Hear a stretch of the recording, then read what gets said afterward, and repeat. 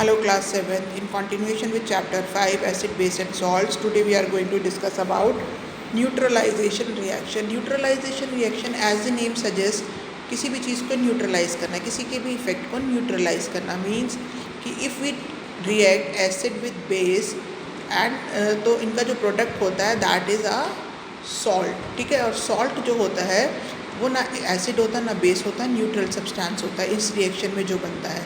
तो this reaction जो acid और बेस का एज अ प्रोडक्ट और रिएक्टेंट होते हैं और प्रोडक्ट में हमें सॉल्ट मिलता है.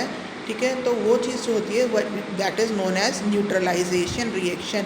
मतलब एसिड और बेस, या एसिड का बेस से या बेस को एसिड से उसका जो इफ़ेक्ट है उसको न्यूट्रलाइज करना, ख़त्म कर देना. और ऐसे बहुत सारे एग्जाम्पल जो है वो हमें डेली लाइफ में देखने को मिलते हैं. जैसे फर्स्ट विल सी इंडाइजेशन. जब हमें इंडाइजेशन होता है या एसिडिटी होती है तो व्हाट वी विल डू कि हमारे जो स्टमक में हाइड्रोक्लोरिक एसिड होता है उसका अमाउंट बढ़ जाता है. तो उस एसिड को न्यूट्रलाइज करने के लिए हमें बेस की ज़रूरत पड़ती है. तो ऐसा बेस हम जो है मिल्क ऑफ मैग्नीशिया या डाइजीन जिसे हम बोलते हैं, जो सिरप्स आते हैं या टैबलेट्स आती हैं, ठीक है, तो एंटासिड्स की टैबलेट्स आती हैं, हम वो खाते हैं ताकि जो एसिड जो हमारे स्टमक में बन रहा है वो न्यूट्रलाइज हो जाए, वो ख़त्म हो जाए, उसका इफ़ेक्ट न्यूट्रलाइज हो जाए. ठीक है, तो first is an example of indigestion is an example of neutralization reaction. जो हम एंटासिड लेके एसिड का मतलब हम बेस लेते हैं तभी वो हमारा इंडाइजेशन जो होता है वो ख़त्म हो जाता है.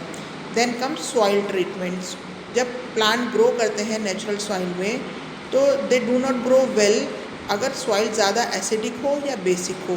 तो अगर एसिडिक हो तो उसके ऊपर हम बेसिक फर्टिलाइज़र डालते हैं, उसको न्यूट्रलाइज करते हैं. और अगर सॉइल एसिडिक होता है तो उस पर हम बेसिक फर्टिलाइज़र डालते हैं. और अगर सॉइल ज़्यादा बेसिक होता है तो हम उस पर एसिडिक फर्टिलाइज़र डालते हैं. जैसे अगर सॉइल इज़ टू एसिड तो हम उस पर क्विक लाइम या कैल्शियम ऑक्साइड यूज़ करते हैं, राइट. और अगर एसिडिक होता है तो हम कैल्शियम हाइड्रोक्साइड यूज़ करते हैं. तो सॉइल ट्रीटमेंट में भी हम न्यूट्रलाइजेशन रिएक्शन का यूज़ करते हैं. देन कम्स एंट एंड बीज स्टिंग. जो हमें कोई भी एक कीड़ा काट लेता है या मधुमक्खी काट लेती है तो भी हमारे जो है हाथ में ईचिंग होना शुरू हो जाती है. दैट ईचिंग क्यों होती है? क्योंकि आंट या बी जो होती है वो हमारे हाथ पे फॉर्मिक एसिड छोड़ देती है जिसकी वजह से हमें ईचिंग, बर्निंग सेंसेशन, ठीक है, होने लगती है. तो हम उस पर क्या करते हैं कि जो स्किन के ऊपर हम कोई भी अगर बेकिंग सोडा है हम वो रब कर लेते हैं. Baking soda is sodium hydrogen carbonate या कैलामाइन सोल्यूशन जो है वो लगा ले सकते हैं. जो जिंक कार्बोनेट होता है ये सब एसिड के फॉर्म्स हैं. ठीक है, और इससे जो एंट या बी का स्टिंग करने से जो ईचिंग होती है, जो बर्निंग सेंसेशन होती है वो कम हो जाती है क्योंकि यहाँ भी न्यूट्रलाइजेशन रिएक्शन हो जाता है. ठीक है. Then come factory waste. अब फैक्ट्री वेस्ट जो होता है वो बहुत सारे एसिड कंटेन करता है. तो इसको अगर हम बिना ट्रीट करे अगर पानी में डाल दें, वाटर बॉडीज़ में डाल दें, तो वाटर जो एक्वेटिक एनिमल है वो उनके लिए बहुत हार्मफुल होता है.